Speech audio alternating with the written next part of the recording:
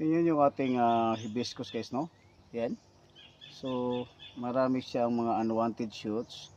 Yan. So, kung ang gagawin nyo talaga dito guys is kukunin nyo ito, no? Kung hindi kayo medyo busy guys, makikita nyo talaga yung mga bonsai ninyo. Kasi ako guys, ang dami kong ginagawa, trabaho. Tapos, sa dami ng mga tanim ko guys, yan, no? Hindi natin mapapansin yung iba. Yan.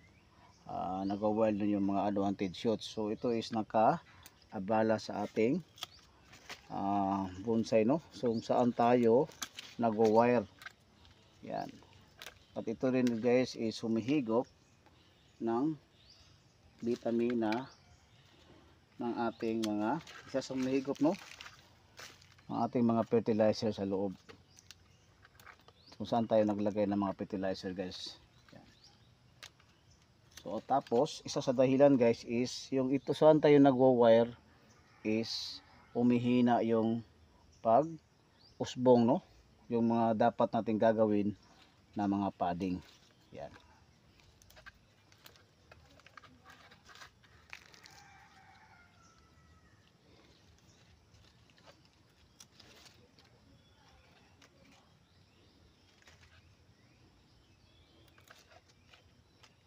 Thank you for watching.